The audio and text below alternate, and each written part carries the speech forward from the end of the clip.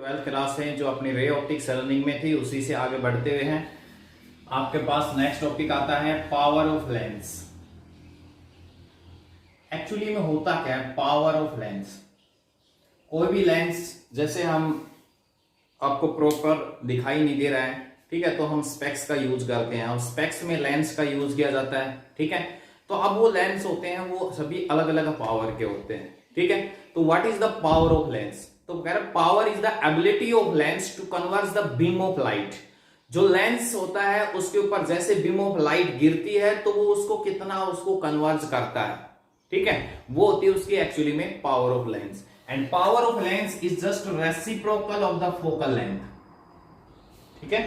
क्या होता है? Just reciprocal of focal length. और फोकल लेंथ आपकी गिवन होनी चाहिए किसके अंदर? मीटर में। और अगर आपकी है सेंटीमीटर में तो हम फॉर्मूला यूज करेंगे 100 अपॉन में एफ, और एफ यहां पर अब हमारे पास किसमें होगी? सेंटीमीटर के अंदर, ठीक है। तो power is just reciprocal of focal length. इसके जो हम यूनिट पढ़ते हैं वो होती है डायोप्टर, ठीक है। डायोप्टर आपके पास इसकी हम यूनिट लेके चलते हैं, क्लियर। इसके अलावा हमने पीछे पढ़ा है lens maker formula 1 upon F is equal to mu two 1 minus 1 upon में R1 माइनस 1 अपॉन में R2। ये हमने पढ़ा पीछे लेंस मेकर फॉर्मूले के अंदर, ठीक है। तो 1 अपॉन एफ हमारे पास किसके इक्वल हो जाएगा? पावर के। तो यहां से हम अगर आपको रेडियस ऑफ कर्वेचर की टर्म में पूछा जाए तो हम ये फॉर्मूला यूज कर लेंगे पावर ऑफ लेंस के लिए, ठीक है। तो एक छोटा सा टॉपिक था। इसके साथ आज हम करने जा रहे हैं इसी के अंदर कॉम्बिनेशन ऑफ लेंस।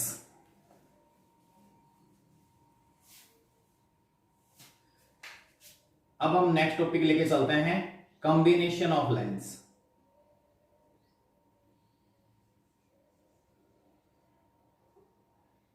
ठीक है, दो लेंस को जब हम कंबाइन करते हैं तो उनकी इक्विवेलेंट फोकल लेंथ क्या होगी वो हम फाइंड आउट करते हैं।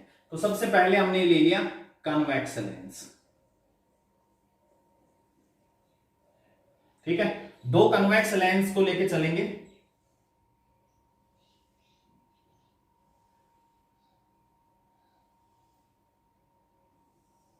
ये हमने ले लिए दो कन्वेक्स लेंस, ठीक है। और दो कन्वेक्स लेंस से जो फाइनल आपकी इमेज बनेगी वो हम उसके बाद ड्राइव करेंगे।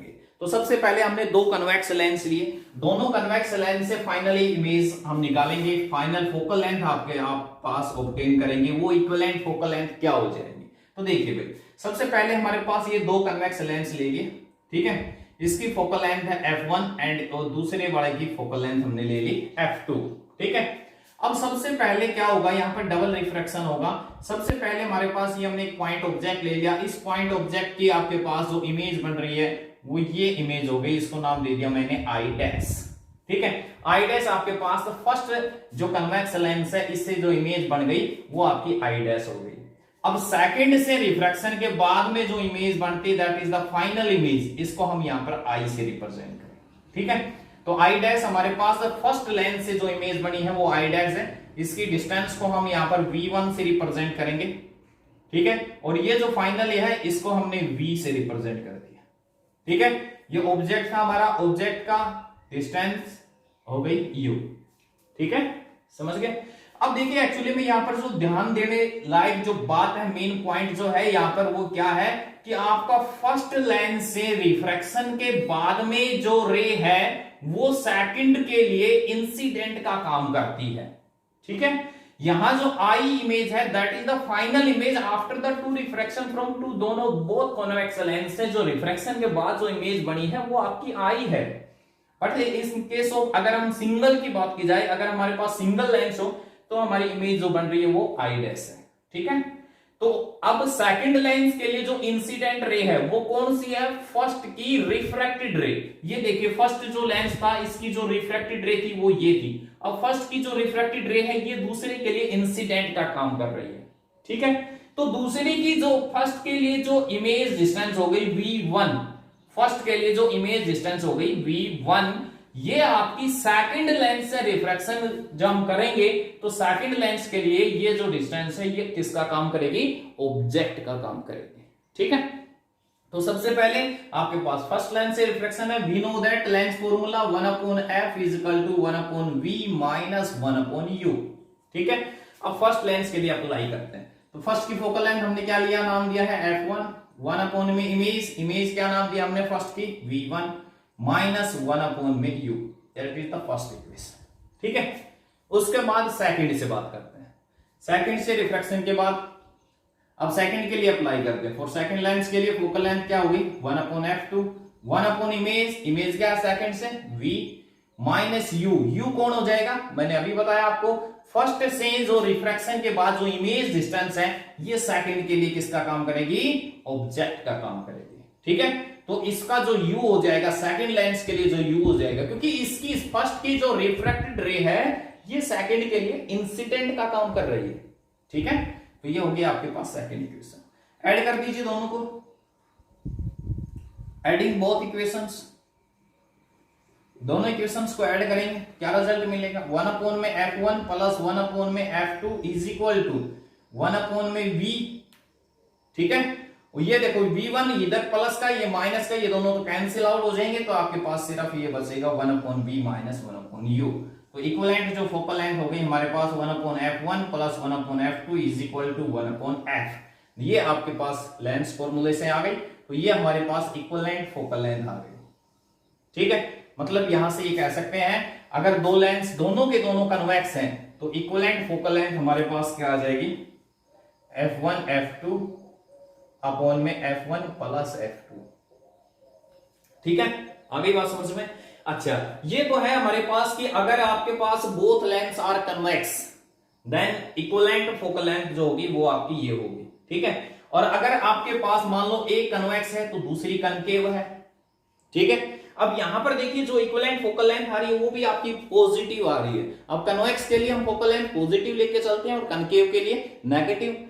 ठीक है, तो यहां पर जो आपकी इक्विवेलेंट फोकल लेंथ आ रही है पॉजिटिव आ रही है, इट मींस आपका जो इक्विवेलेंट कॉम्बिनेशन है वो भी आपका कैसे बिहेव करेगा, कन्वेक्स की तरह बिहेव करेगा। ठीक है, अब यहां पर अगर मान लो आपके पास जैसे फॉर एग्जांपल की बात करें, यहां पर आपके पास एक लेंस है कन्वेक्स और एक है कनकेव। ठीक है, ये आ गई।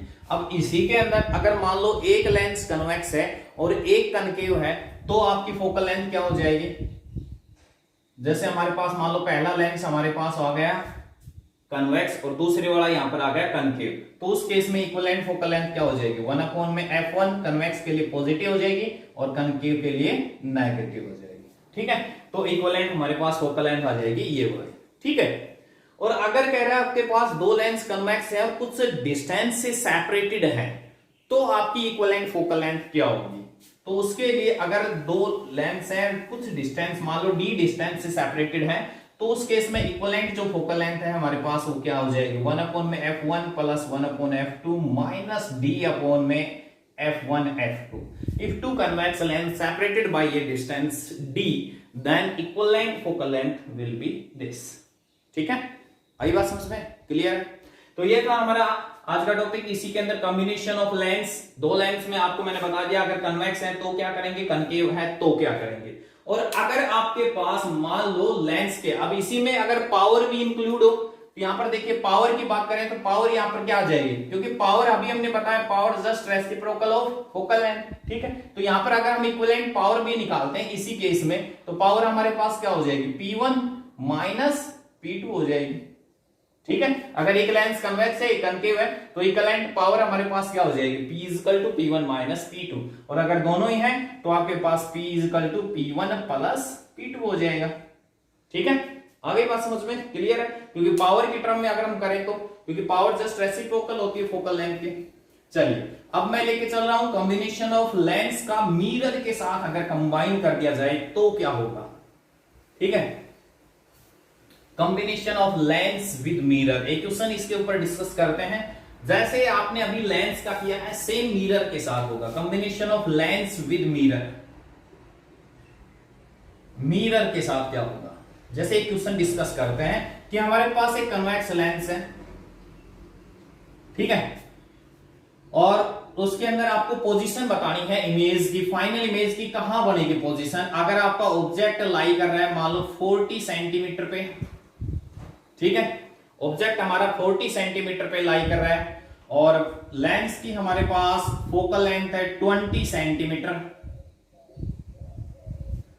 एंड 30 सेंटीमीटर डिस्टेंस के ऊपर आपके पास मान लो हमारे पास कोई भी एक प्लेन मिरर लाई कर रही है 30 सेंटीमीटर डिस्टेंस पे। ये हमारे पास डिस्टेंस होगी 30 सेंटीमीटर जो लेंस और मिरर के बीच में है। तो what is the final position of image, image की पोजीशन कहां पर होगी?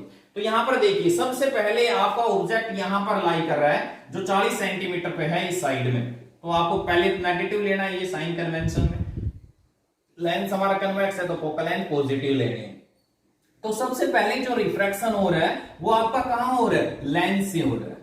सबसे पहले जो रिफ्रैक्शन हो रहा है वो कहां से हो रहा है? लेंस से हो रहा है। तो लेंस फॉर्मूला लगाएंगे। तो सबसे पहले हम लेंस फॉर्मूला लगा के इमेज की डिस्टेंस निकालेंगे। तो 1/f equal to 1/v minus 1/u। ठीक है, तो 1/v equal to 1/f plus 1/u। 1/f कितना है? 20 माइनस 1/u कितना है? 40।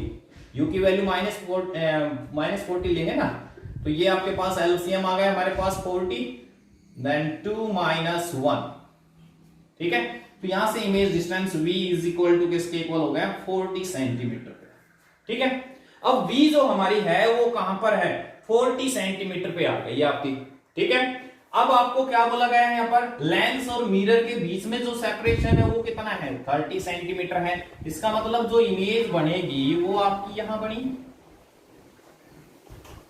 ठीक है, मतलब कहने का अर्थ ये है अगर यहां पर मिरर नहीं होती है तो इमेज आपकी 40 सेंटीमीटर पे यहां पर बन चुकी है। ठीक है, बट एक्चुअली में जो फाइनल आपकी इमेज है वो कहां होगी? क्योंकि इसमें से ये जो आपका इमेज है, इस लेंस की ये जो इमेज है आई डैश कहें, ये आपकी इसके लिए वर्चुअल ऑब्जेक्ट हो जाएगी और इस वर्चुअल ऑब्जेक्ट की ये आपकी इमेज होगी। ठीक है, समझ गए? ये आपकी जो है फाइनल इमेज होगी जो रियल होगी। ठीक है, समझ गए? क्योंकि इसके लिए ये जो ऑब्जेक्ट है ना ये वर्चुअल ऑब्जेक्ट हो जाएगा। इसके लिए ये जो इमेज है आई डैश ये इसके लिए ऑब्जेक्ट का काम करेगी। ठीक है, तो यहां पर आपकी इमेज बन जाएगी। मतलब ये कह सकते हैं 10 सेंटीमीटर इससे पीछे, तो ये आपके पास 10 सेंटीमीटर इस साइड में आपकी इमेज जो है वो आपको ऑब्टेन हो जाएगी। ठीक है, तो ये था हमारा आज के लिए कॉम्बिनेशन ऑफ लेंस और मिरर का।